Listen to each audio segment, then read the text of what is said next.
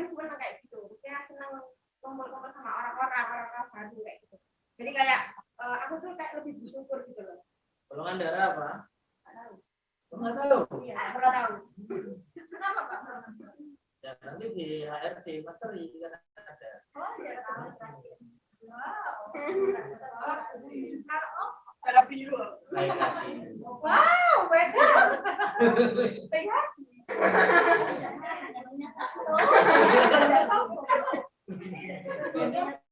Gak sesuai dengan kenyataan. Fenotifnya Bu, fenotifnya. Ya karena berada di lingkungan yang Tidak positif. Tidak positif, Bu. Lingkungan itu bisa dari keluarga, masa kecil gitu loh. Pikirannya Bu Enda bisa 10 jam saya pekerjaan.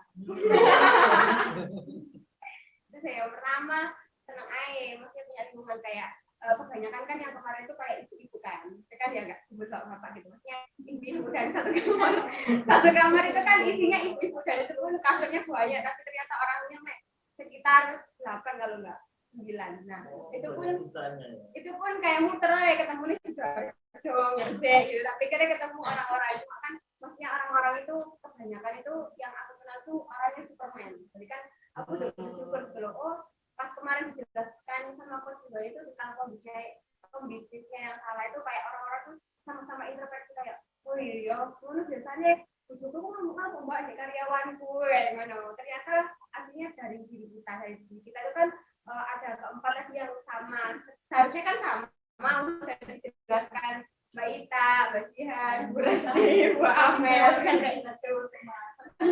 Nah itu jadi kayak yang terdapat itu maksudnya berapa EDW gitu loh. Dalam artian kondisi yang salah itu kan entah itu dia hubungannya yang kurang hubungannya dalam sama Allah, sama keluarga Ya udah. Allah, keluarga, sama orang tua kayak gitu. Terus habis itu kan kemarin kan teman-teman juga gitu waktu bahas itu kan ada beberapa nangis, maka dia ulas gitu. Maksudnya kan kalau sensitif gitu lah. Misalkan bahas dari hal situ gitu.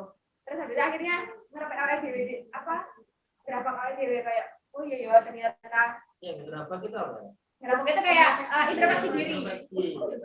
Iya itu terus itu bahasa apa ya? Tajuan.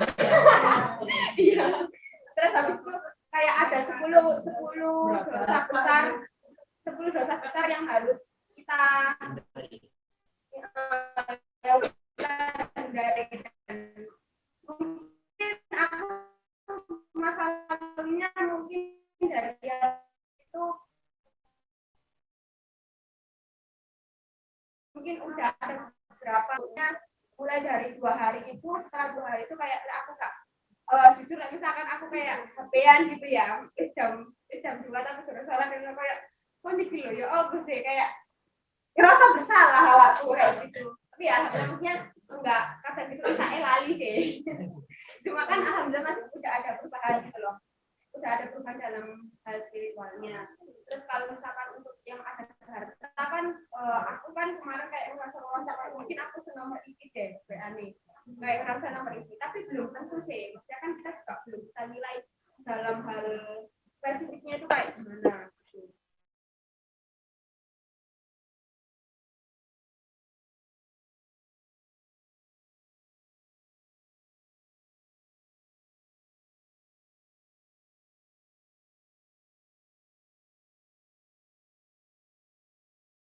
Itu aku mulai introspeksi diri, berarti aku misalkan di nomor 3 berarti aku harus melakukan ini sih. Itu wes mulai tak dan soalnya kemarin kan yang waktu bahas membersihkan dengan zakat itu kan aku ngomong harus Mel aku merasa gak tahu bayar zakat deh, aku mesti dibayar orang tua aku iya kan nggak boleh sih. Nah aku belum tahu soalnya kan mesti dapat kak dapat air kan bulan itu. Jadi aku ambil Mel sampai ibu aku ya gitu ya aku nggak ngerti ya kayak gitu akhirnya kan anak yang diperlukan apa? Citra. Iya kayaknya. Jadi kayak mesti ada gitu-gitu mesti mengaku WA kayak kakak kalau sini aja kayak gitu. Kan nggak tahu, misalkan nggak boleh ya kan itu mungkin mungkin gitu sih. Terus itu kita boleh tak kita kalau melakukan itu kan uji coba. Bukan zona apa itu? Ada. Bukan. Yang keempat. Tidak. Yang keempat ujian. Ya, ujian. Nah, yang ketiga cobaan. Ya, cobaan. Nah, mungkin aku nggak oleh tahu bila misalkan di zona keempat boleh air kan, tapi kemarin ada raca akhiratnya ya. Atau misalkan harta yang kita punya itu berarti tabungan apa ya, tabungan akhirat kayak gitu. Ini belajar mulai dari itu sih kayak ya alhamdulillah ada perkembangan di diri sendiri tentunya.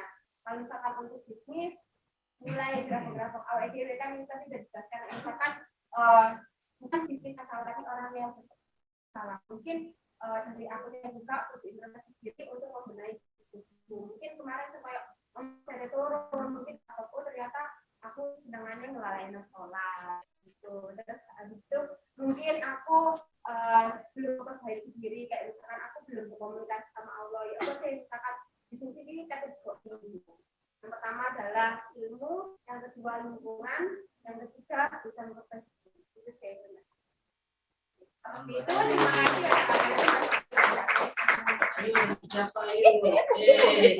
Terakhir ada Mbak Siti. Oke, Siti ya. Biasanya terakhir ini paling lama ya.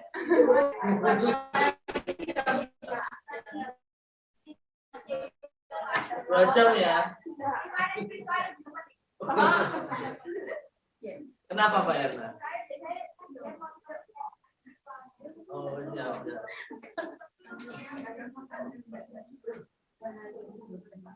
Oke, silakan. Mbak atau Bu ini biasanya? Ibu ya.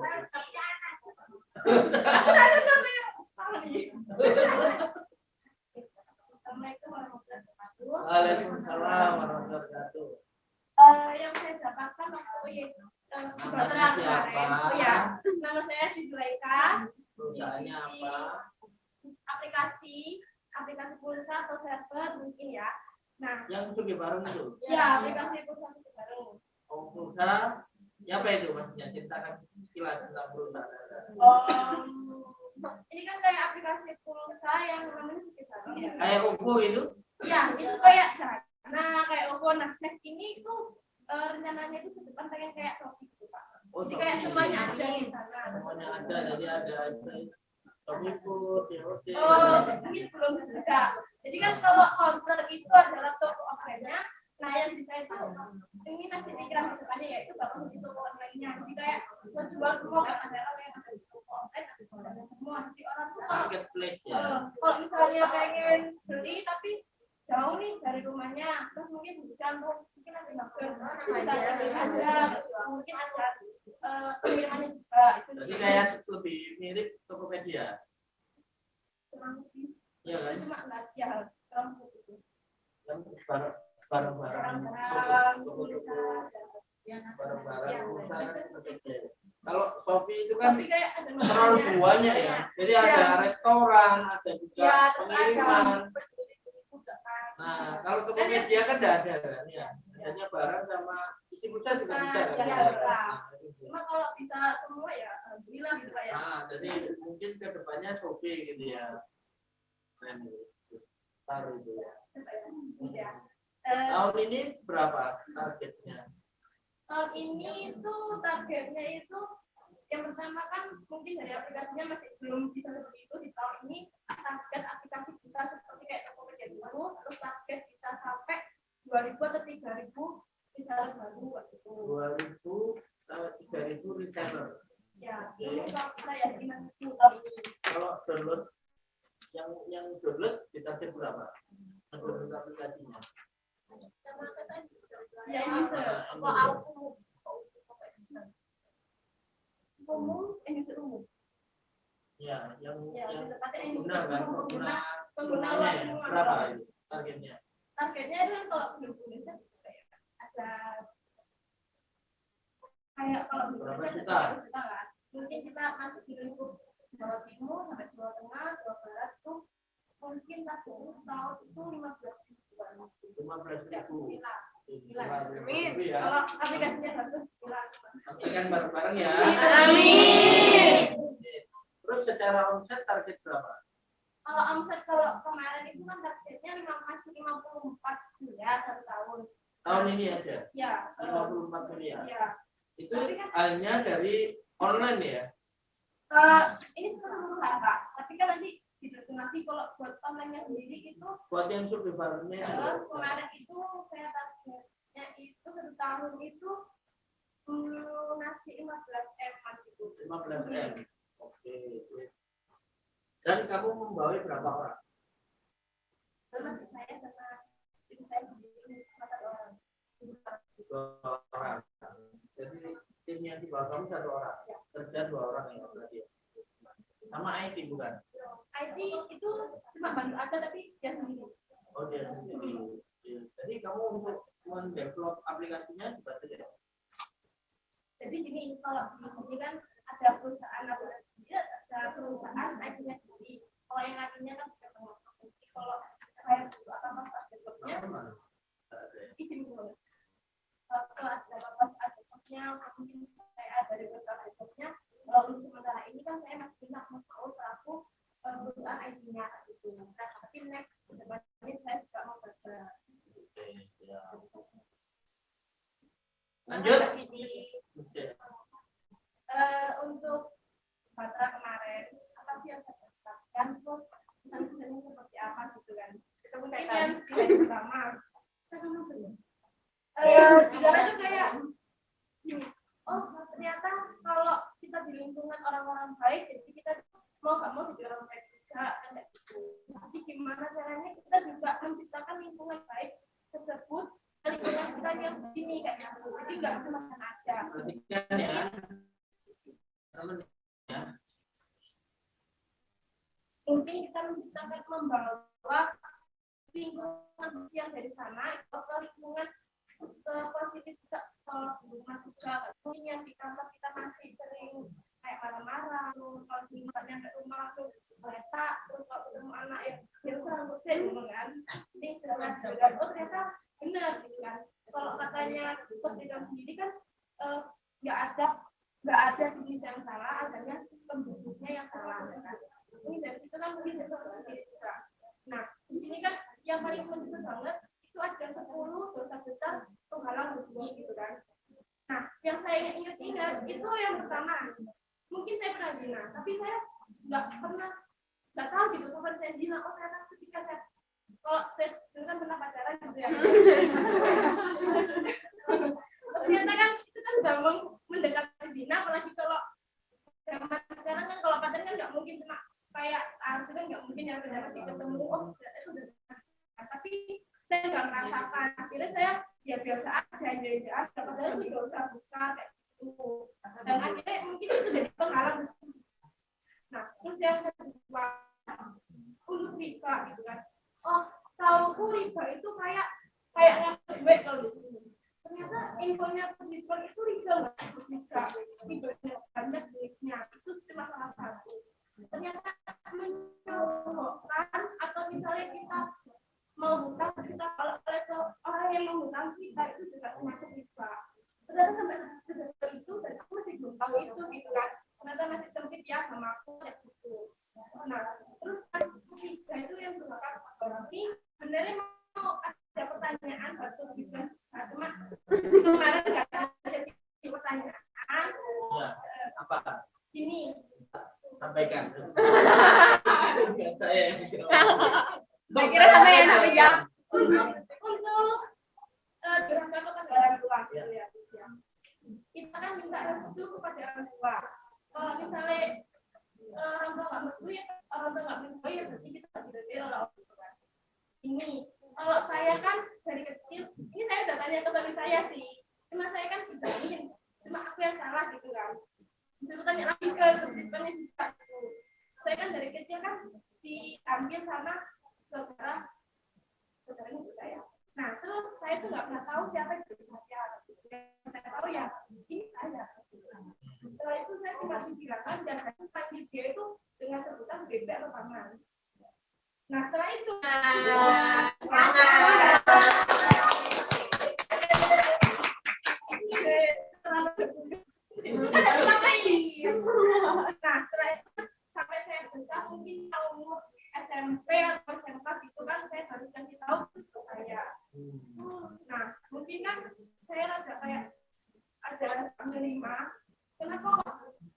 gitu kan. Oh ternyata ya mungkin ada gitu karena dulu saya nggak punya anak gitu kan. Saya nggak sampai sekarang nggak ada nyebut orang tua kan saya dengan sebutan ibu atau bapak. Tetap itu kan tetap beda pengalaman gitu. Apakah sebutan itu sudah menjadi pengalaman ibu atau gimana gitu kan? Aku sendiri pribadi itu cuma sebutan gitu kan.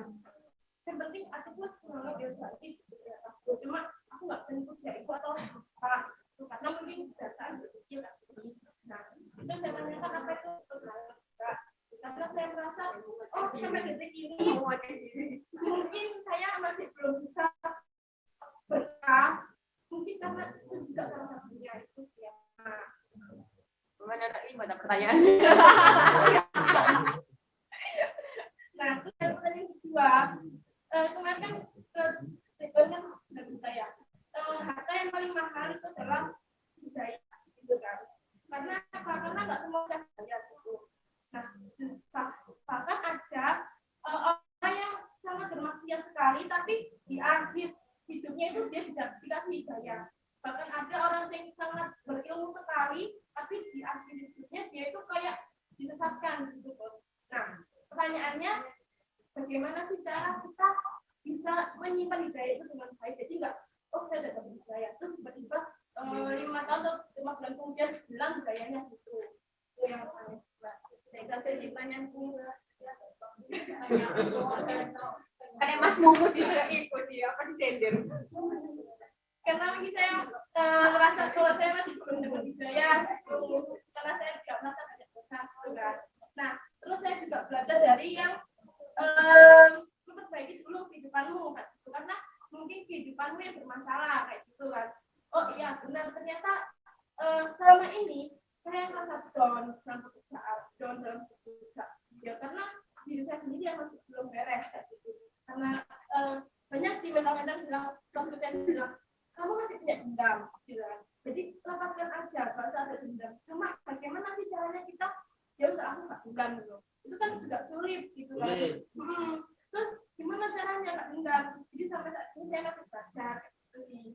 Jadi kayak misalnya kayak yang paling penting itu kayak kita tuh benar-benar diajari bagaimana cara kita introspeksi diri sendiri. Apalagi yang di hari kedua kan disuruh menulis 10 dosa besar dan ingat-ingat itu. Nah di situ saya benar-benar oh ya ternyata saya itu semuanya cuma titipan kayak gitu. Saya juga belum ada belum ada harta yang dibuat di akhirat. Karena selama ini apa yang saya dapatkan ya apa yang saya buatkan di sini, apa yang saya dapatkan ya saya buat di dunia. Saya nggak pernah amal, mungkin amal lebih sedikit gitu kan. Kalau kita bilangnya kalau amal itu kita 10% dari pendapatan, kalau saya masih 2% dari pendapatan, jadi masih sangat kecil itu. Mungkin kita kayak gitu. Kalau untuk perusahaan ya kan, kalau mungkin dulu itu yang dipikirkan itu ya kerja ya cari uang gitu kan. Ya wes kalau saya sendiri kerja aku cari uang, terus aku mau membuktikan untuk orang-orang lingkunganku lah aku bisa kerja gitu kan. Kalau saya di rumah jangan nggak bisa apa-apa, kalau di sini aku bisa menghasilkan juga, aku bisa dengan bulan. Oh ternyata diperbaiki juga tujuan kita bekerja itu sebenarnya bukan hanya cari uang gitu kan. Ternyata tujuan utama dari kerja adalah ibadah gitu kan. Oh ternyata kondisinya aja salah gitu, salahnya aja masih belum sempurna karena kalau udah ada masih cuma nolongin kayak gitu. Terus sholat sunnah pun saya masih jarang. Untuk puasa pun yang bulan kemarin ya alhamdulillah sedikit dengan hutang dengan itu. Nah, jadi ya yang pertama yang saya dapatkan lebih ke informasi diri saya sendiri. Jadi bagaimana untuk membawa sisi positif yang di sana, semangatnya kalau yang di sana itu saya bawa kembali di saya, di rumah saya. Bahkan kalau misalnya saat riba pun sampai kecil pun saya juga harus detail juga ini harus kita apa tidak. Soalnya aku jadi penghalang benar gitu. Sudah semuanya ya. Sudah semuanya ya? Sudah, alhamdulillah ya. Luar biasa, banyak sekali pelajaran-pelajaran yang disampaikan oleh teman tadi.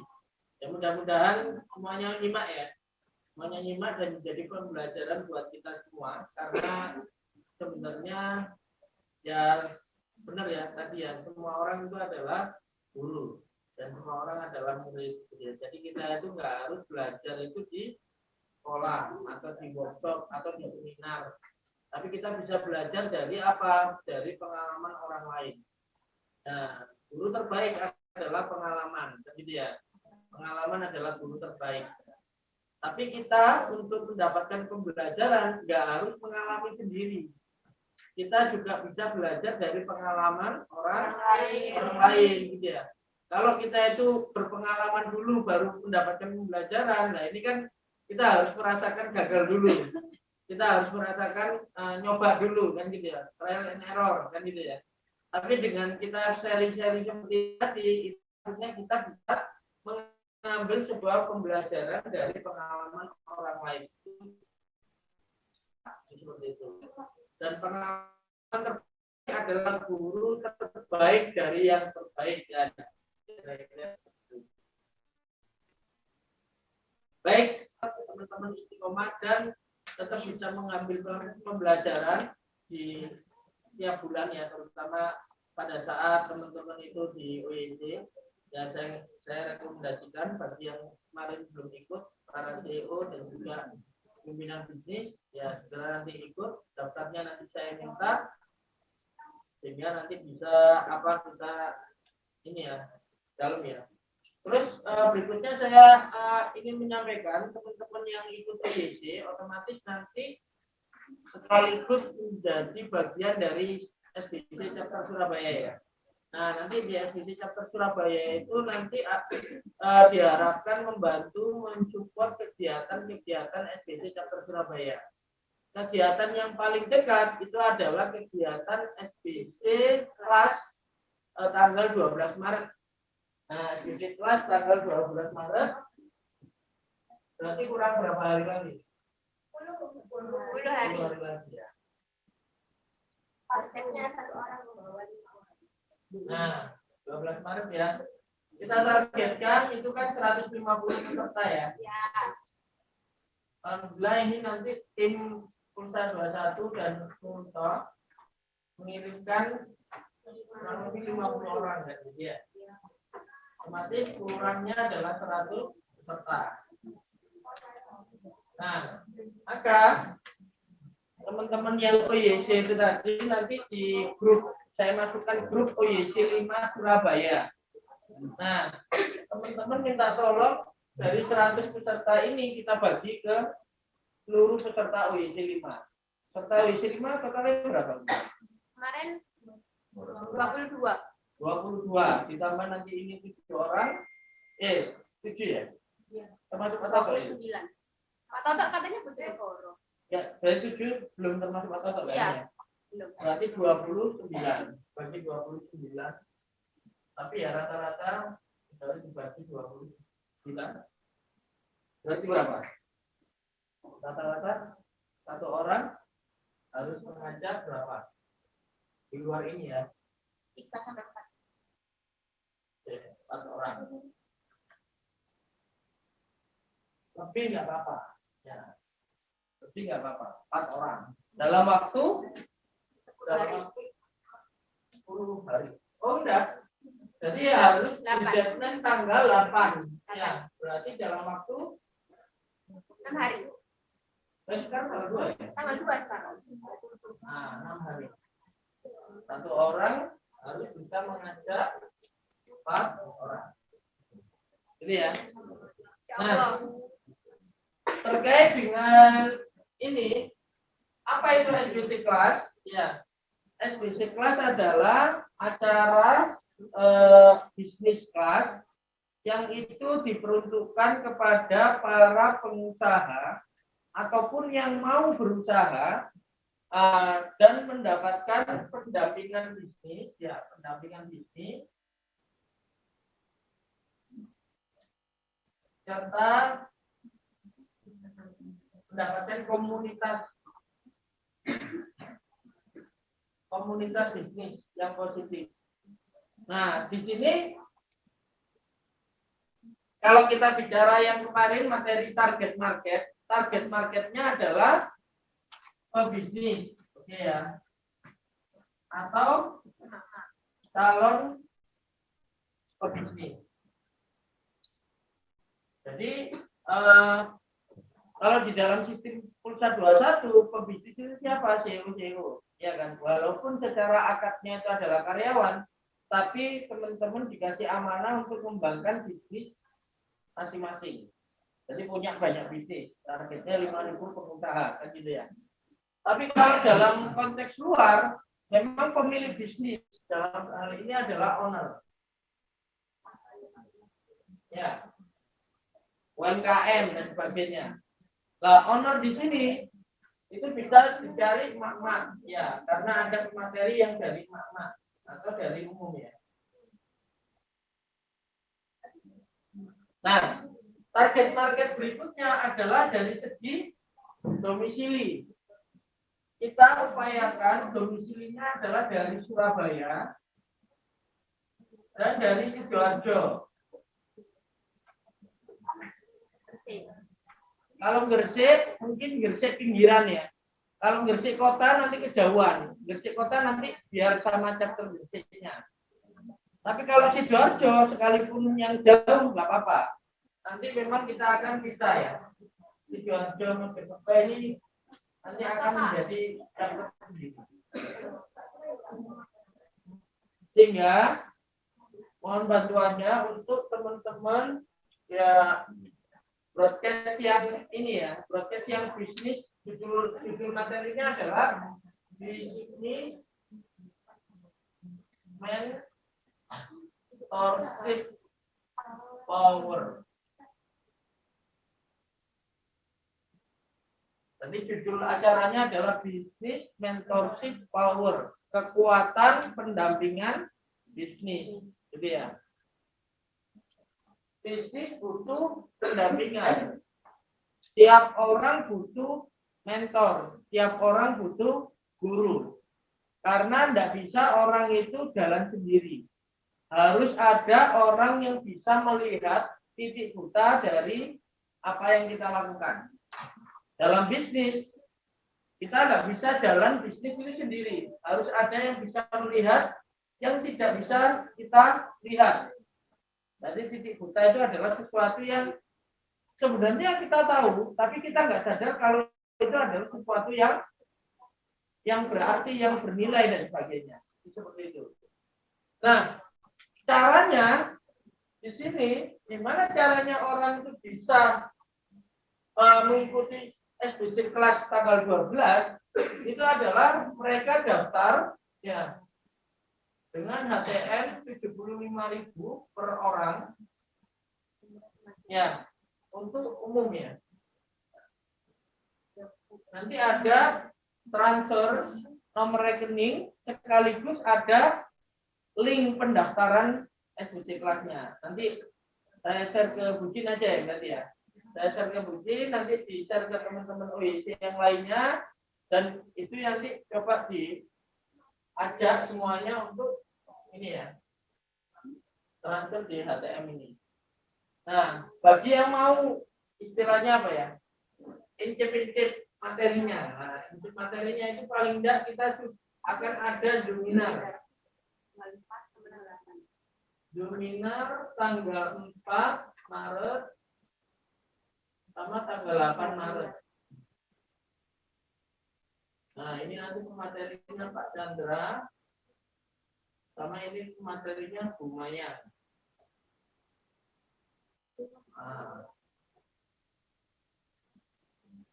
Kalau bisa yang diajak Zoominar di sini harus juga segera transfer di HTM 75.000 ya.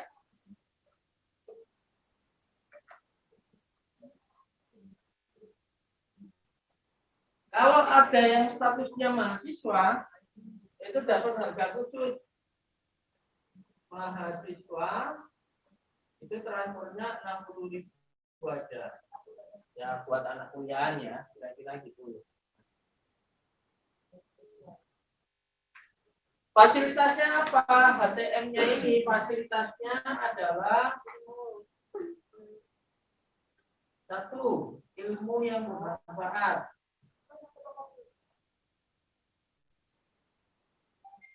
Kedua, pemateri yang dos. Tiga, komunitas. Empat, free check up. Kesehatan yang bisa bisnis.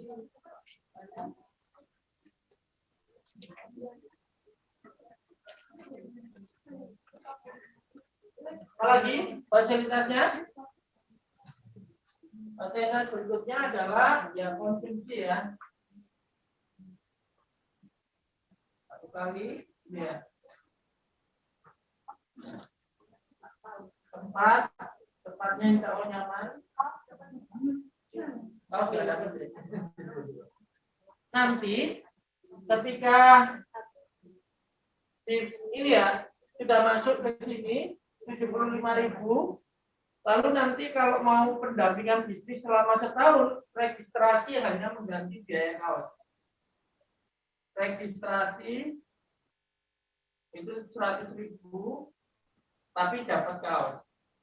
Jadi kalau mau ikut pelatihannya, itu mengganti kaosnya aja 100.000. Nah, itu seperti itu ya. Ya, kami ya. Gak ada video lagi.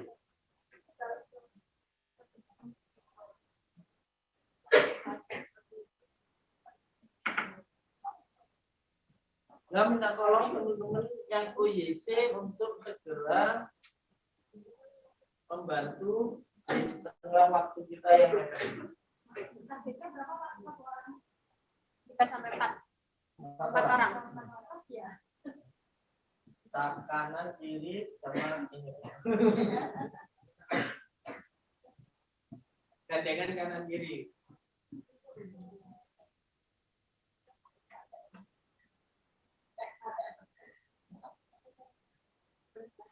Ya, terpahami?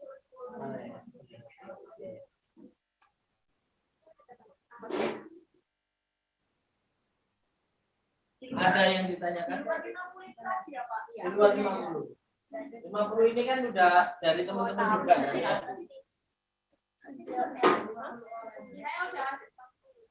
Di luar itu. Luar. Lebih nggak apa-apa. Hah? Nah, yang 50 katanya Pak Dedi. Ini Pak Dedi yang bawa. Pak Dedi berarti mau ikut. Baik, ada yang ditanyakan dari SBC kelas tanggal 12 Maret 2022. Jamnya jam 8, ya mulai registrasi jam 8 sampai dengan sebelum asar selesai. Gunung Anyar, Nurul Hayat. Oh nggak tahu. Mer tahu Mer. Ada gangster tak? Hah? Ada gangster. Gangster. Itu kalau malam.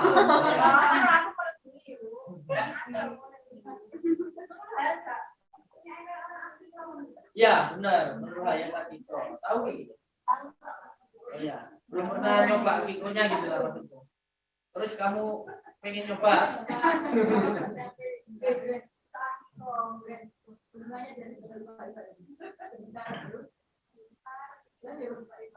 Loh, Gunung Sari nanti mampir kantor pula. Udah, ya. Ada karyawan yang Pak. Resiko tanggung penumpang. Ayo, ada lagi yang ditanyakan di sini? Ada? Pas, sanggup? Insyaallah. Insyaallah ya. Ya. Kayaknya dikit ya, gitu ya. Loh, ini tuh. Yang mudah-mudahan kelihatan ya. Ya. Dari mama, nak pikir-pikir, oh nak kodam iku wae. Baik, itu saja. Kita hapus. Sudah ya? Sudah dicatat semua ya? Sudah. Kemarin sudah. Tapi ada. Sudah ya? Baik, hapus.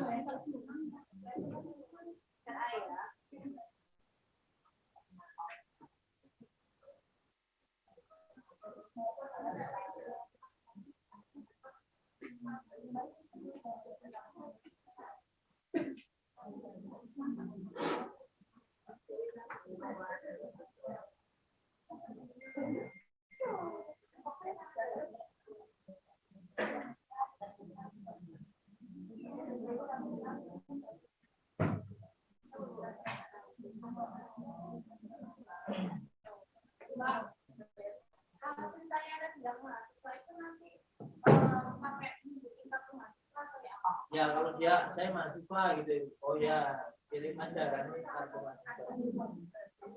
Atau secara wajah kan kelihatannya.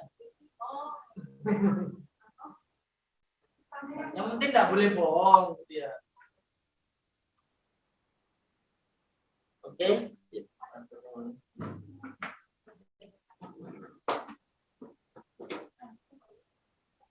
Bisa kita lanjut materinya? Bisa. Lanjut ya. Materinya tentang apa? Distribution. Ya. Bukan distributor ya. Distributor itu adalah orang yang melakukan distribusi. Lalu distribution itu adalah distribusinya. Jadi jalurnya. Tulisan nomor pertama. Ya, lagi ya. Jadi bagian distribusi itu adalah bagian di sini. Kalau di dalam PRM itu bagaimana jalur distribusi itu adalah bagian mempertemukan produk dengan market. Jadi ini ada jembatannya. Kalau kemarin saya sampaikan bahwa apakah ya ketika kita itu paham target marketnya, lalu punya produknya, terus kita bisa langsung terjadi penjualan? Tidak, artinya belum terjadi penjualan. Kita tahu target marketnya, punya produknya, tidak akan terjadi penjualan kalau belum terhubung antara produk ke marketnya. Lah, menghubungkan ini adalah tugasnya distribution, jalur distribusi atau channel atau saluran atau pipa terserah. Jadi intinya adalah bagaimana menghubungkan kita punya produk yang punya nilai tambah dihubungkan supaya bisa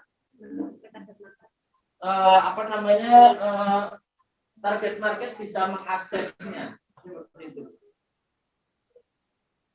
Kita pahami ya poinnya ya di sini ya. Dan nanti di OYC itu akan ini mulai memahami mengisi kolom-kolom ini secara detail. Masuk kolom-kolom yang ada di sini. Tapi kok punyanya Bu Elok itu ya Pak ya? Itunya udah diisi. Kita juga pakai itu Pak. Eloknya. Elok JavaScript itu. Yang Jombang capture Jombang. Itu isinya ngumpulin tugas itu. Iya, berarti dia tidak ngisi kan. Biasanya kalau di BRM itu kan ngisinya pakai ini kan. Robot gitu ya. Nah, ini cuma bentuknya kotak gitu aja. Sama aja kan? Target market nanti ditempeli apa itu sama. Nanti kita pakai bikin ini buat ngumpulin itu. Enggak. Business plan. Iya. Business plan ini aja. Pakai itu. Format itu. Nanti boleh kita formatnya Pak. Boleh.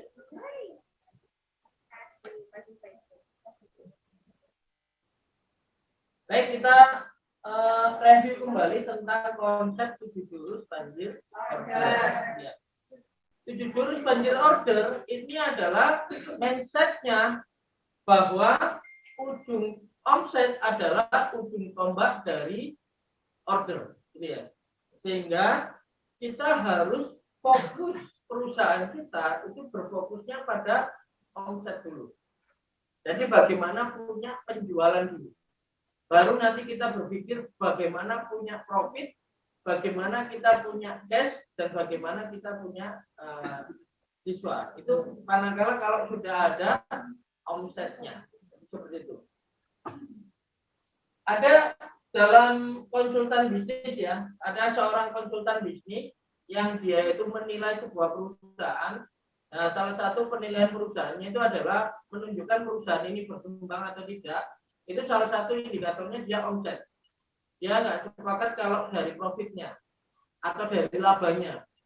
Karena untuk membuat perusahaan itu terus keberlanjutan, itu memang harus ada pertumbuhan dari omsetnya. Bukan dilihat pertumbuhan dari labanya. Ini asumsinya perusahaannya udah lama ya. Karena bisa saja, misalkan ini ya, Roti Nyuruto tahun kemarin 3M. Tahun ini sama-sama 3M. Tapi labanya itu semakin besar, labanya meningkat, omsetnya tetap.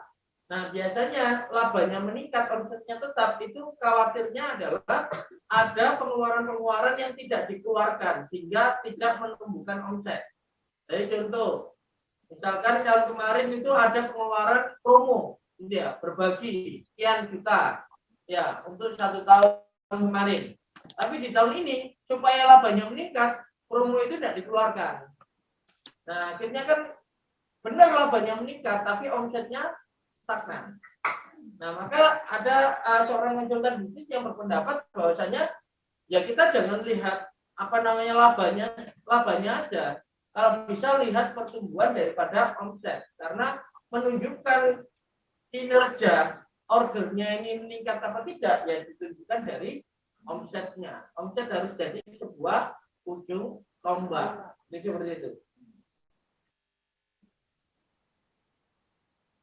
Kenapa omset itu menjadi ujung tombak? Karena perusahaan itu pasti punya aset.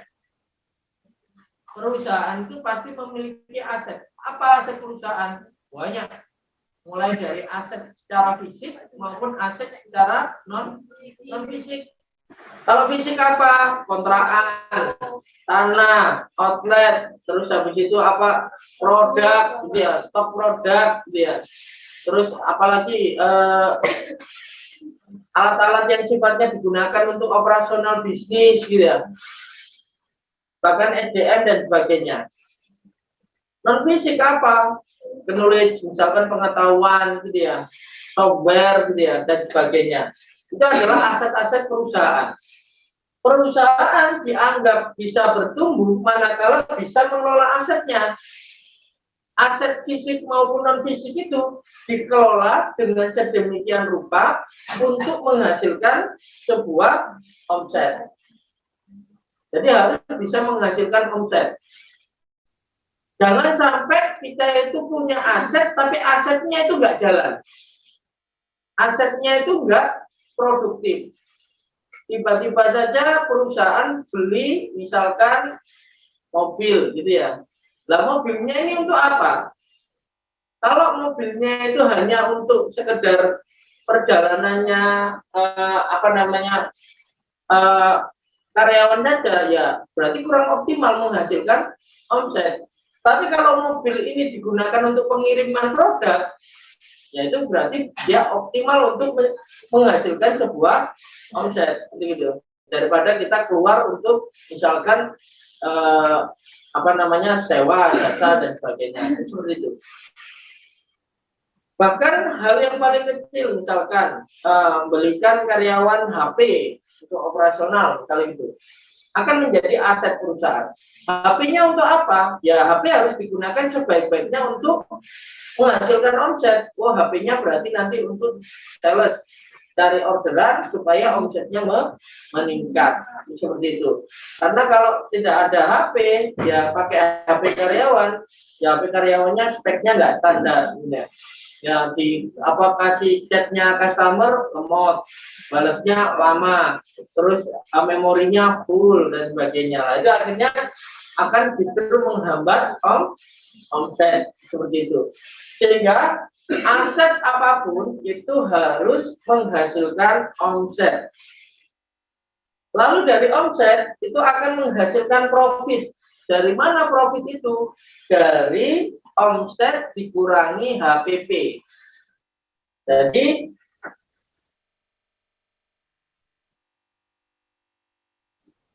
kalau omset itu adalah penjualan,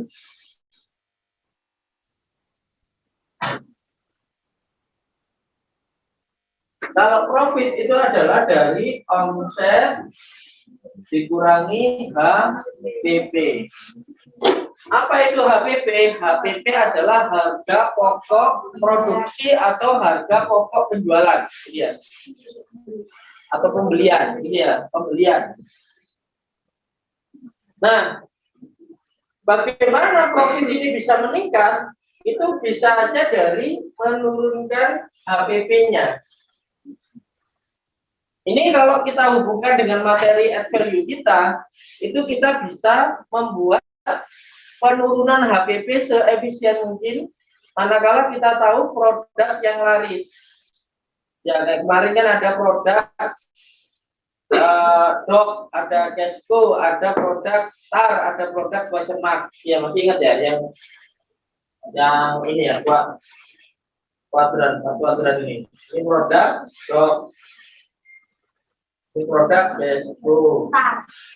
Ini produk question mark. Ini produk Star. Kalau ke sini berarti penjualannya tinggi, ya kan? Kalau ke sini berarti marginnya yang tinggi, gitu ya. Berarti kan kalau produk Casco sama produk Star ini kan penjualannya kan tinggi, dan kita tahu produknya apa gitu. Maka ketika kita tahu produknya apa, bisa saja kita menggunakan manajemen stok produk. Akhirnya kalau kita bedakan beli 10 dengan beli 100, harganya pasti beda. Beli 100 dengan beli 1000, harganya juga pasti beda. Beli 1000 dengan beli 10.000, apalagi teman-teman yang importir itu, pasti akan beda. Maka dengan kita memainkan HPP itu tadi, dengan tahu analisis produknya seperti ini, maka kita bisa menurunkan HPP. Kalau HPP turun, omsetnya sama, maka yang terjadi adalah profitnya naik. Ini fundamentalnya dulu ya.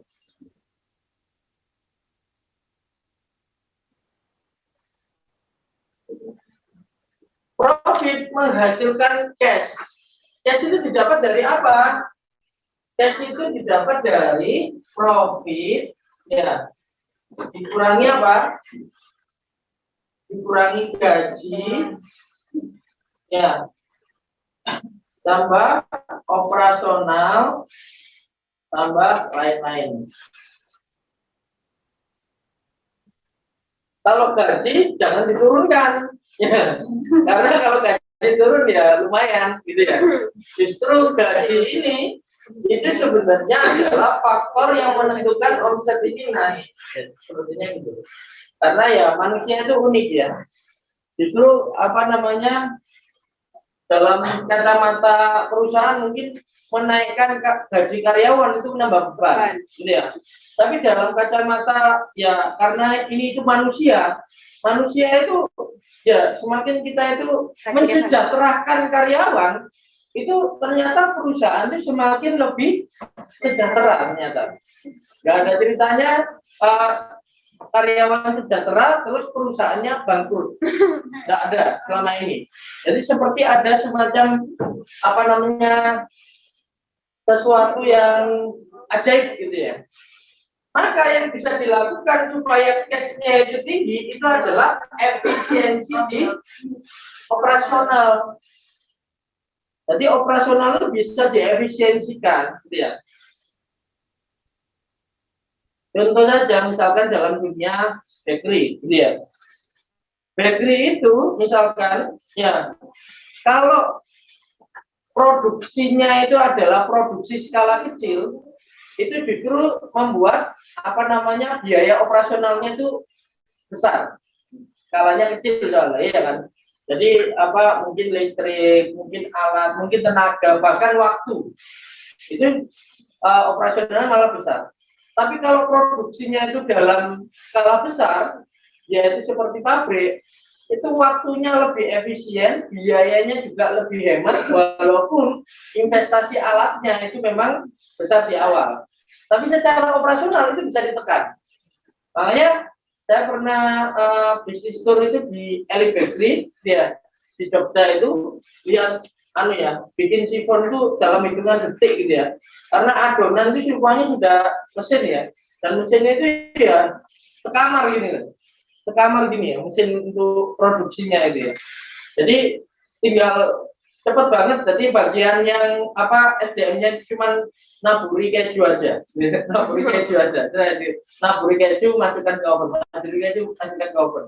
Jadi kalau mungkin skala kecil itu kan ya di mixer dulu, diaduk dulu adonannya, terus habis itu apa ditimbang ya, biasanya ini berapa takarannya, itu enggak, karena semuanya dilakukan oleh mesin, maka adonannya akurat ya, berapa gram itu takarannya sudah pasti semua.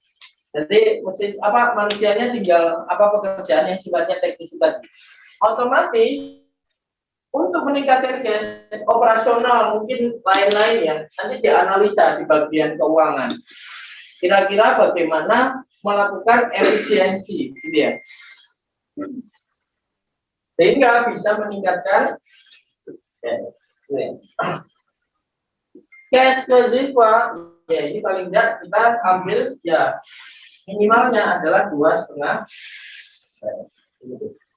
Dari cash ini akan kita kembalikan ke aset itu berapa persennya? Mungkin di sini akan ada yang namanya apa namanya golden money management.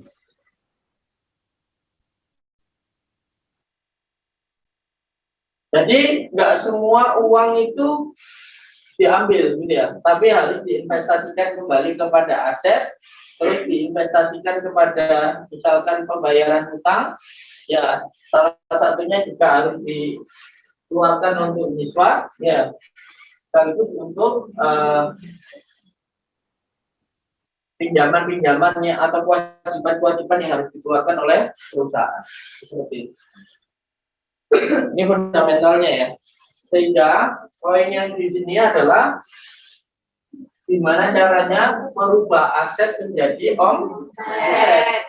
Jadi kita jangan bicara profit cash kalau omsetnya ini masih dalam tanda tanya. Maka order itu atau omset itu adalah ujung tombaknya. Ya. Terutama bagi perusahaan-perusahaan yang baru ya. Coba perusahaan yang baru tadi yang apa belum ada omsetnya siapa aja?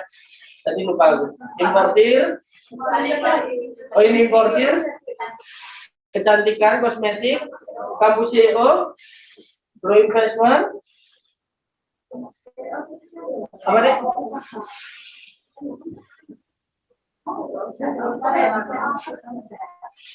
Sudah ada omsetnya. Sudah ada. Terus apa lagi? Sudah ada omset. Berapa omsetnya itu? Yang bulan kemarin itu 50 juta. 50 juta. Bulan Februari. Januari? Januari 39. 39. Target untuk tahun ini tadi 15 M.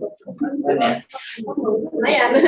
Target yang Langsung belum gitu ya. Gak apa-apa. target besar. Tidak masalah. Tidak masalah. Berarti tadi importir, kecantikan, sama kampus CEO ya. Ya. 3 ini toh ya. Sama Grow investment. Oke 4. Yang lain tidak ada ya. Jadi 4 ini ya yang harus kita kawal. Gimana caranya bisa menghasilkan omset pertama. Nah, gitu ya. Nggak ada aktivitas ini kan? Ya. Yang belum dapat omset pastinya nggak ada aktivitas ini. Ya kan? Karena apa? Nggak ada uangnya, apa yang mau dihitung kan gitu ya. Maka harus ada uangnya dulu, harus ada omsetnya dulu, gitu ya. Nah nanti insya Allah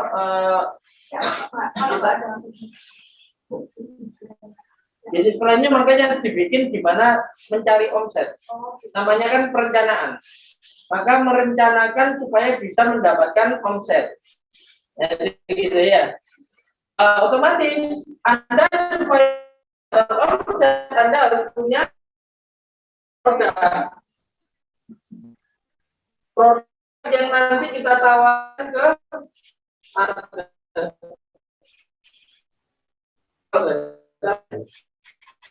ini ya. Seperti yang redesign kemarin ya.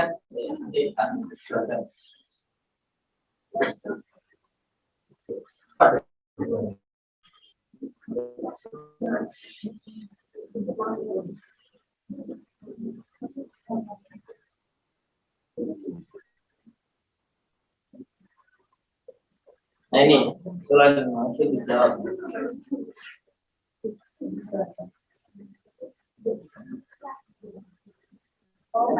Nah ini ya. Selain ini yang menjawab pertanyaannya Bu Cynthia, di mana perusahaan-perusahaan yang nggak punya omset bisa mendapatkan omset. Ya, dilihat dari mana? Kita harus tahu order atau pemesanan. Ya, pemesanan adalah pertemuan masalah dan solusi. Maka, ya, ini ada need, ini ada problem, dan ada market. Di kampus CEO marketnya siapa? Ya, marketnya adalah orang-orang yang mau jadi CEO. Nah, orang-orang atau perusahaan-perusahaan, bukan hanya orang ya. Jadi market ini bisa personal, bisa corporate gitu ya. Dan itu ya. Corporate yang mau apa? Melatihkan karyawannya, ya. Nah, mereka punya kebutuhan dan punya masalah. Apa kebutuhannya? Ini karyawan pengen naik kelas. Ya. Problemnya apa? Aku nggak punya materinya, aku nggak punya coachnya. Kan gitu ya. Akhirnya ini ada peluang. Gitu ya. Dari sini akhirnya kamu CEO membuat sebuah solusi. Gitu ya. Solusinya apa? Mulai ini. Ada pelatihan-pelatihan misalkan. Pelatihan misalkan, ya nanti dibikin aja paket-paketnya apa. Ada kan pelatihan yang sifatnya itu Zoom ya. Ada yang pelatihan yang sifatnya itu offline gitu ya. Nah, ini teknisnya. Pelatihan di sini itu ada materinya. Maka yang dijual adalah materi. Nah, materinya apa yang mau dijual? Oh, ternyata kampus CEO ini kan menjual segala materi, mulai dari marketing misalkan, operasional, kemudian materi tentang HRD, materi tentang atau productivity ya, materi tentang finance itu juga dijual. Bahkan materi berikutnya mungkin ini berdasarkan pilar, materinya bisa leadership misalkan, materinya bisa aspek manajemen misalkan. Materinya bahkan soal motivasi. Ini nanti produknya banyak. Model pelatihan selain online offline, yang offline ini nanti bisa sifatnya kayak bootcamp gitu ya. Ada yang sifatnya classroom gitu ya. Ada yang sifatnya langsung apa namanya praktek gitu ya. Ada yang sifatnya mungkin apa namanya coaching gitu ya, dan sebagainya misalkan gitu ya. Ini menjadi sebuah produk, punya produk. Bergantung dari apa produk ini? Bergantung dari kampus CEO memahami marketnya itu seperti apa, kebutuhan dan masalahnya. Apa? Ya. Kebutuhannya apa ini, nah dan sebagainya. Misalnya CEO, manager, atau bahkan SPV, atau bahkan per ini, apa namanya, per profesi. Pelatihan yang pelatihan sudah macam-macam nanti problem-problemnya. Ya dari sini melahirkan solusi. Ya, banyak nanti solusinya. Maka ketika kebutuhan dan masalah ini sudah terpetakan, kita akhirnya bisa ambil peluang dengan cara kita mengambil masalah ini kita temukan dengan produk yang kita punya.